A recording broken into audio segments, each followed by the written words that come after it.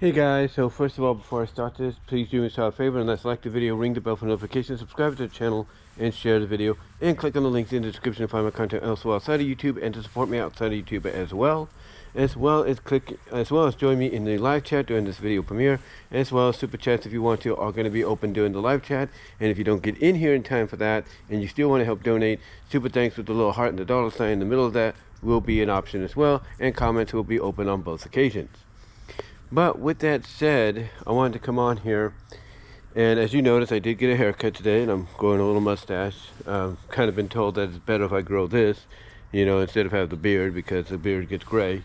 But anyway, to get to the topic here, I was just watching 3C Films, Chris of 3C Films, and his, I guess you can say, spoiler rant on Wicked for Good, the sequel or continuation of the Wicked movie, which is all basically, both movies are, basically trying to find what word to say.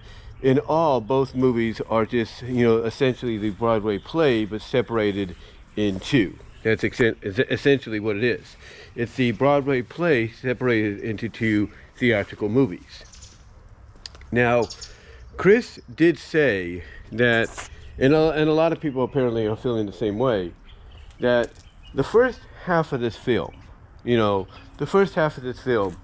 apparently did a good job in kind of addressing some questions, answering some questions as to, why is this, why is that, why does Glinda, go against her supposed best friend, and so on and so forth, and why is this happen, so why does this person doing that, and why does the love interest of Elba, the Wicked Witch, if you will, why is he doing the same thing? And he did say that they do give some decent answers, which is good. They do give some decent answers, which is good.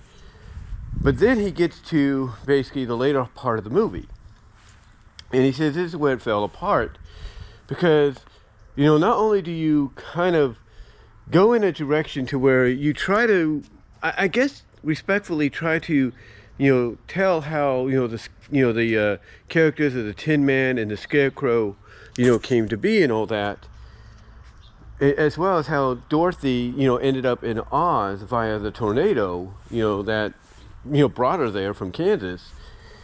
It's basically to him. And when I heard him talk this, and I was like, well, it's, as one person says, it's in the eye of the beholder, right? It's in the eye of the beholder. And, a lot of people will say that lately to kind of interpret how people look at certain things from a different point of view. Well, anyway, to get to the point, he was just massively confused as to, okay, why is this? Why is that? What's going on here? Why are you doing this? Why are you going in that direction? It just felt very, very confusing to him, and I think anybody else that probably saw this movie.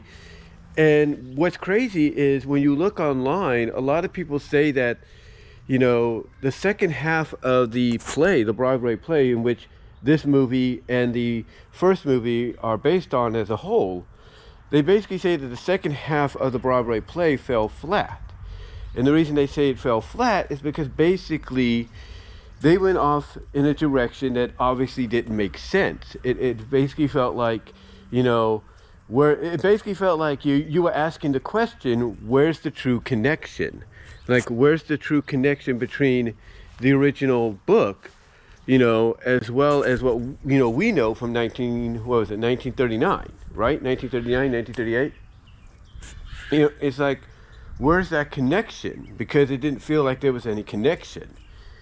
And and honestly, when I saw, like I said, 3C, Chris, rant, spoiler-wise and everything, and then obviously I'm hearing some people in the comment section and others outright saying the same thing.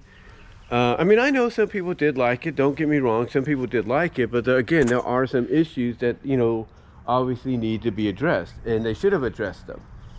And the way I look at it, and Chris has even said that, like people like myself and others, he had not seen the play yet. If he had seen the play and people would tell him, hey, you need to see the play to have a better understanding, maybe he would. But again, there are those that have seen the play, and even they feel like, yeah, they have a, watching the movie adaptations, they do have a better understanding as to why certain things are happening. But even they believed and felt that the second half of that play, the initial play, fell flat. Fell flat, if you will.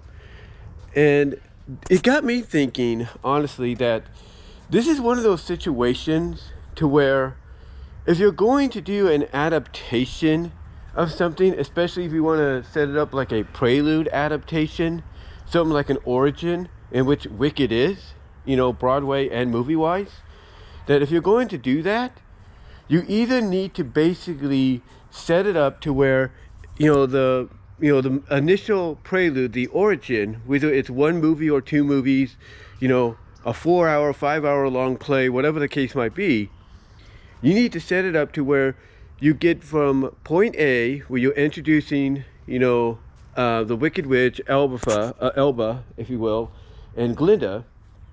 You get from point A to point B, and point B basically should be when things change. When Elba goes on to be the Wicked Witch, and basically you end it there by basically ending the play, the movie, with a shot of Dorothy's house, flying in a tornado in the background, and then that's it. That's all you have to do.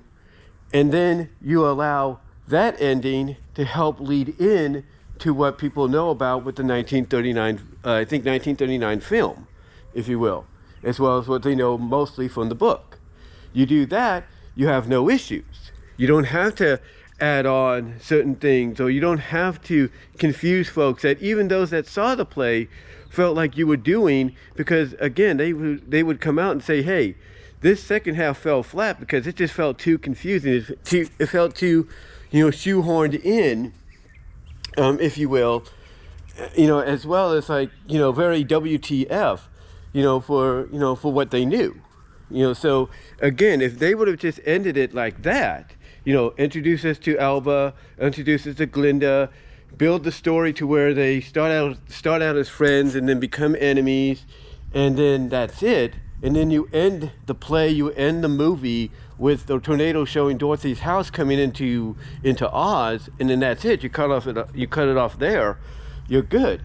Because if you do this, you're confusing people. And this is a case to where basically they should have just said in a forwarding prelude, they should have just said in a forwarding prelude on screen, as well as in the play, that this interpretation of the Oz story takes place in an alternate reality. Like, this is an alternate universe version of Oz. It's not the one of, growing up or watching and, on the big screen or coming to plays or reading about and all that. This is an alternate version. It's an elseworld version of the Oz story. If they would have done that, honestly, I could tell you, people, that may have not seen the play, like Chris and myself and others, maybe they wouldn't be so confused or conflicted and asking WTF, what the F is going on here. So I think if they would have done that, they would have no issues, in my honest opinion. But that's just my take on it, guys. Let me know what your take is, and until next time, I'll talk to y'all later.